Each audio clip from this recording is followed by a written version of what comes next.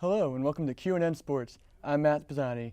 The Quinnipiac men's lacrosse team has gotten off to a 2-6 start, but they have their eyes set on the postseason as they enter the final 3 weeks of the season. Joining me now to talk about the team is senior goalie Jack Brust. Jack, thank you for joining me. It's a pleasure to be here. Thank you. So you're heading into your final home game. You're a senior. So what are your emotions like heading into your senior night here? To be honest with you, I haven't really thought too much of it as my final home game. I'm more focused on getting the team back on track and back winning. But now that you bring it up, it's definitely gonna be a pretty emotional night. It's been a long road these last 5 years, and it's been something that I've been very happy to be a part of. Nice. So this year you had a little bit of a different change of pace. You play your home games at Yale now. Has there been any noticeable difference when you play your games at Yale versus here at Quinnipiac?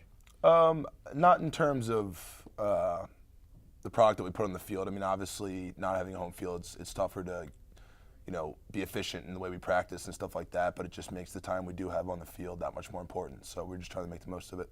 Yeah. Do you think it makes it harder for not only students but like even just family and friends to go out to these games? Yeah. I mean, definitely for student attendees, it's a little different. But we're lucky enough for our team to have tremendous support from families and alumni and stuff like that. So that support's been pretty constant throughout my time here.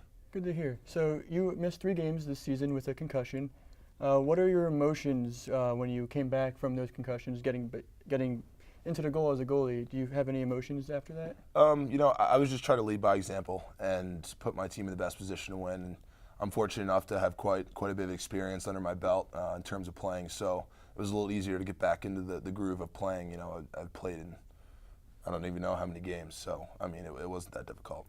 Good, because I know if I had 90-mile-an-hour balls getting flung at me, I'd be pretty damn nervous. Yeah, it's not easy. Yeah, so you've heard the old adage about you have to be crazy to be a goalie.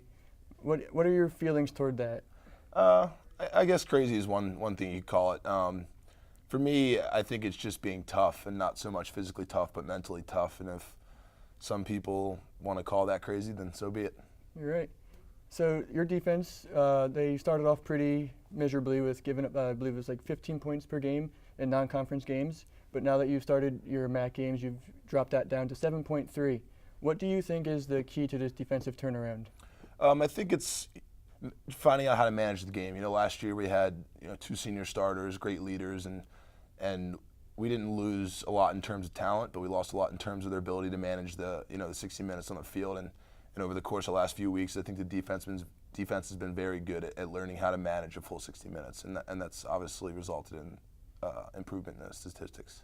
Good. So it's been a pretty frustrating season. You guys sit at 2-6 currently, but you're 1-2 in the MAC. As a senior captain and a vocal leader of this team, what do you and the other captains do to kind of keep morale up on this team to try and keep them focused moving forward? It's always good to have obviously a winning record, and you want to break records and win as many games as you can. But it comes down to the opportunity of us being able to succeed, win a MAC championship, and play in the NCAA tournament is still there. And I think that's kind of the thing that the captains have been telling the guys on the team is just stay strong. Our opportunity is still in front of us, and we just got to do everything we can to accomplish it. Yeah, and coming up for you guys real soon is Marist. They're actually sitting 5th right now in the MAC conference. You guys are 4th at 1-2. And as you know, only the top 4 teams make it into the conference tournament.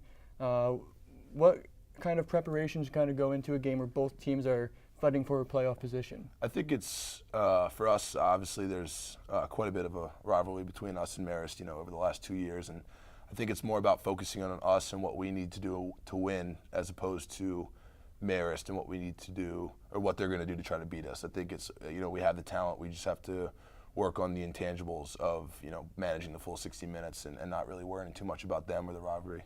So you talk a lot about managing the full 60 minutes. What does the team do in practice and together as just a team to try and build yourself up so you can handle the full 60 minutes? I think it's just getting in as many game-type scenarios as you can, and on an individual level, preparing for each team and what you think you're going to see, from their coaches and their players, and get as many reps as you can and prepare as best you can.